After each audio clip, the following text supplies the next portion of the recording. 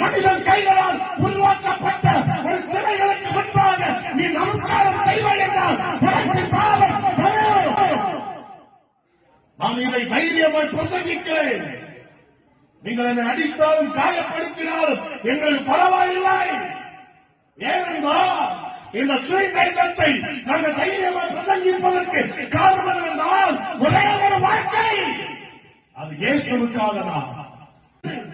ஒரே முறை பிறப்பதும் பின்பு மறிப்பதும் மனுஷனுக்கு நியமிக்கப்பட்ட நீதி. சட்டத்திடத்தில் போய் நீ குறிக்கேற்கிறாயா? நீ சாட்சியம் பார்க்கிறாயா? இன்றைக்கு அவைகள் உங்கள் வாழ்க்கையில சாபத்தை கொண்டு வரும். ஏன் உங்கள் வாழ்க்கையில சாபம் மாறவில்லை? நீ ஒரு விசாரத்தை நாடி போனால் உனக்கு ஒரு சாபம் வரும்.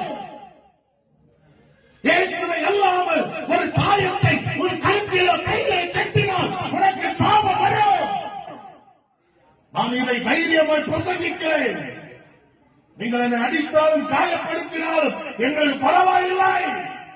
ஏனென்றால் இந்த சுவிசேஷத்தை நாங்கள் தைரியமாக பிரசங்கிப்பதற்கு காரணம் என்றால் ஒரே ஒரு வாழ்க்கை, அது இயேசுவுக்காக தான்.